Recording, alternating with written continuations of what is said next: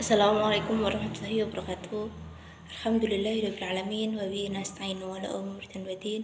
Wassalatu wassalamu ala asrofil anbiya'i wal mursalin sayyidina wa Muhammadin wa ala alihi wa sahbihi ajma'in amma ba'du. Yang terhormat Dr. Muhammad Shodiq MPDI selaku dosen pengampu mata kuliah pengantar studi Islam. Perkenalkan, nama saya Cahya Arlian Pramesti, saya dari Prodi PAIA.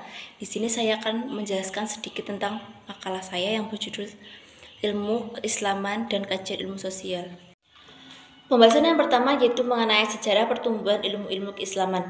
Sejarah perkembangan peradaban Islam dibagi menjadi 3 periode, yaitu periode klasik, periode pertengahan, dan periode modern. Periode klasik berlangsung pada tahun 650 sampai 1250 Masehi, sedangkan periode pertengahan berlangsung pada tahun 1250 Masehi sampai 1800 Masehi. Sedangkan periode modern berlangsung pada tahun 1800 Masehi sampai sekarang. Sejarah awal kelahiran Islam telah memberikan penghargaan begitu besar terhadap ilmu. Pandangan Islam tentang pentingnya ilmu tumbuh bersama dengan kelahiran Islam itu sendiri. Ketika Rasulullah SAW menerima wahyu pertama yang mula-mula diperintahkan kepadanya membaca, yaitu terdapat pada surat Al-Alaq ayat 1-5 yang berbunyi Bismillahirrahmanirrahim. Iqra bismi rabbikal ladzi khalaq, khalaqal insana min 'alaq, iqra wa rabbukal akram, alladzi 'allama bil qalam, 'allamal insana ma lam ya'lam. Yang di situ berisi tentang perintah untuk kita membaca.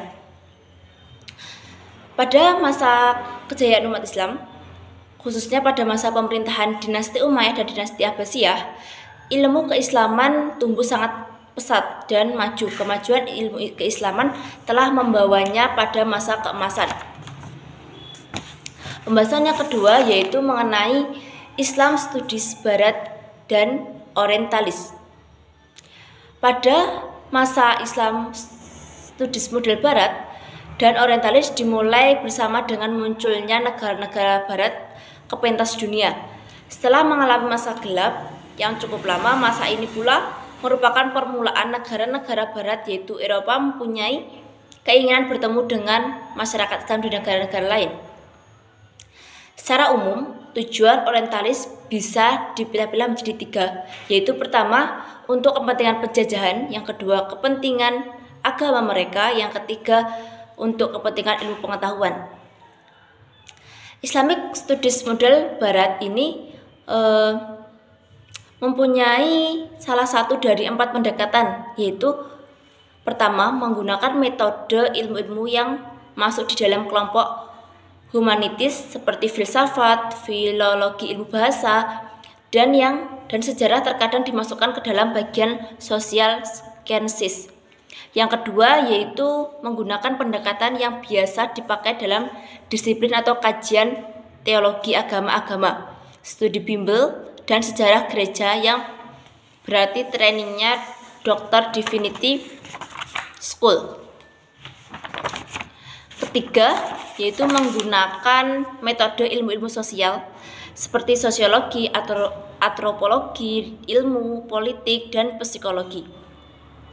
Keempat, yaitu menggunakan pendekatan yang dilakukan di dalam departemen-departemen pusat atau hanya communities untuk area studi seperti Middle Eastern Studies, Near Eastern Languages and Civilizations and South Asian Studies atau suatu kompetensi seperti USLA. Pembahasan yang ketiga yaitu mengenai Islam sebagai kajian akademik. Kajian akademik yakni untuk ilmu-ilmu keislaman. Di sini dimaksudkan dengan studi kritis yang menurut ukuran tradisi Barat dicirikan tidak percaya atau mempertanyakan terhadap kasus atau hasil pemikiran yang dikajinya. Bisa juga untuk menolak atau mengembangkan teori yang dikajinya, atau bisa juga untuk membuat interpretasi ulang. Lanjut untuk pembahasan yang keempat mengenai kajian Islam dengan pendekatan ilmu sosial. Islam sebagai agama merupakan mekanisme integrasi sosial yang memiliki hubungan yang erat dengan sesuatu yang tidak diketahui dan tidak terkontrol Salah satu kepentingan besar Islam sebagai sebuah ideologi sosial adalah bagaimana mengubah masyarakat sosial sesuai dengan cita-cita dan visinya mengenai transformasi sosial. Sebagaimana diungkapkan oleh Baader 1996, ilmu-ilmu sosial telah mendapatkan penghargaan tertinggi di dunia modern karena diyakini bahwa ia menampilkan analisis terhadap peristiwa-peristiwa kontemporer dalam masyarakat. Pendekatan yang dilakukan oleh para ilmuwan sosial dengan disiplin ilmu yang ditekuninya memberikan suatu kejelasan tentang hal-hal yang berhubungan dengan fenomena agama dalam kerangka seperti hukum, sebab akibat, stimulus, dan respon. Ada dua hal yang mendasari ketika agama termasuk Islam dijadikan sebagai objek kajian, yaitu yang pertama mengkaji adalah melakukan objektivitas dalam objek kajian.